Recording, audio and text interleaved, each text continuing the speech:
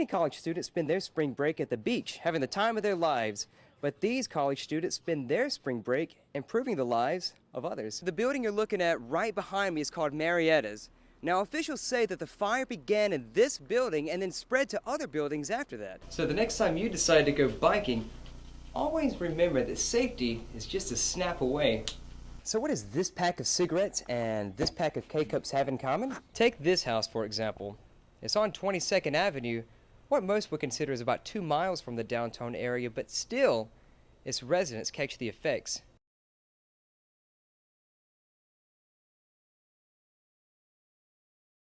Unfortunately, Santa came and my wife didn't get that excited over the iPad, and she said her Kindle was doing just fine. Joseph Simpson was one of many lined up outside Best Buy this morning, returning gifts that didn't suit their needs.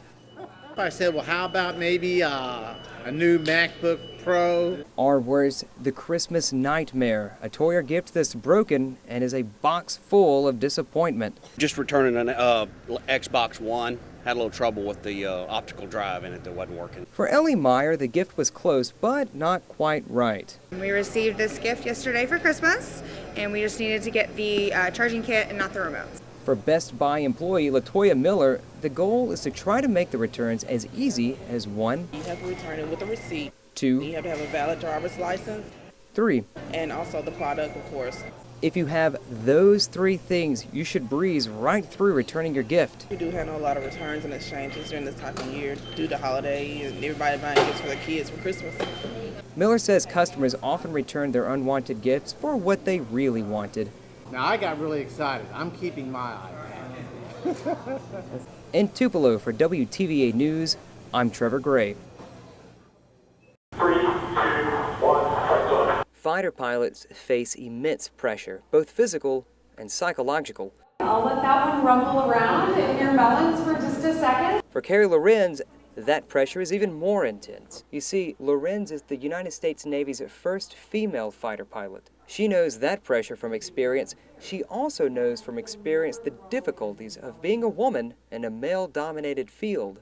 There is a lot of pressure, and it's a very challenging and a hostile environment. But she has taken that hostile environment and used it to shape her into the leader she is today. Being a first and being a pioneer definitely presents itself with some what you could consider barriers or really outstanding opportunities. She's at Northeast Mississippi Community College to share her story through her new book, Fearless Leadership. In that book, she talks about what it takes to succeed as a leader inside the cockpit of an F-14 Tomcat and inside of a presidential office. She's more than just a pilot and an author. She is also the president of Women Military Aviators. Speaking of presidents, the president of Northeast Mississippi Community College, Dr. Johnny Allen, says her attitude is exactly what he wants to instill in each and every one of his students.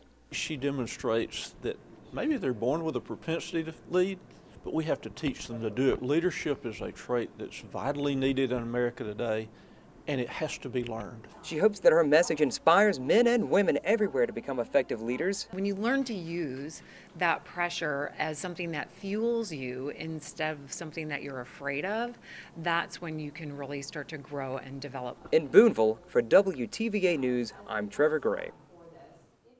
It's just sad to think 15 years of your life gone up in smoke. For Merle Norman and Fatco owner Gwen Rico, there was no way to pick up the pieces. I just thought I would be down here this morning cleaning it out and having some salvageable things. Firefighters fought Saturday night's flames in downtown Eupora bravely, but the 6-hour ordeal wasn't enough to save some businesses. Everything Rico owned, gone. The building you're looking at right behind me is called Marietta's.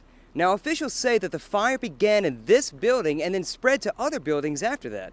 But they kept the blaze from spreading too far and saved other businesses in the fire's path. It was hot, couldn't see much. All we was doing was trying to keep the fire contained. Now, behind all the smoke, there is some hope. Only businesses were damaged. No people or firefighters got hurt. The Webster County Fire Department says that's what's most important.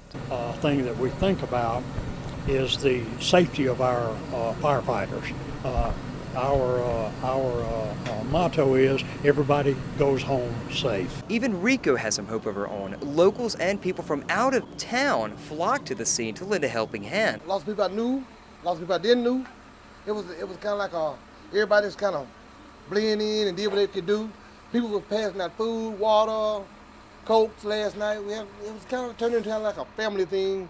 Other owners were affected, but they're all banding together, holding on to what they have left and looking up. You know, the Lord owns the cattle on 1,000 hills, and it's just minor details to him, and it's only a big deal to us if we take our eyes off of him, you know. In Eupora, Trevor Gray, WTVA News.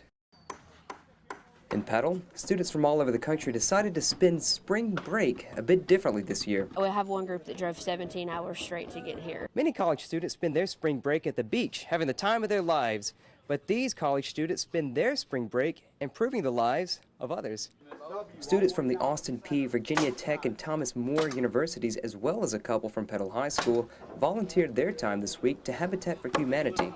And volunteer coordinator Elaine Burnett says the results are profound. It's amazing to see how much they change each other's life, and most of all, it's important to me to see how much these group of people are changing my life. Peay University volunteer Caitlin Schartzer says they've made real progress. Our first work day was Saturday, and we almost finished putting up all the trusses. This home marks one of the first homes that has come to the area, and in about 3 months it will be finished and ready to be inhabited by its new owner. Burnett says the volunteers work up to 5 days a week on the house.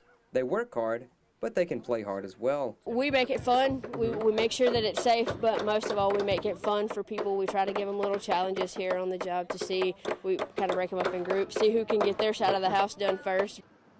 The workers take a break midday to enjoy a lunch provided by local businesses in Hattiesburg. Each day, a different restaurant chooses to sponsor Habitat.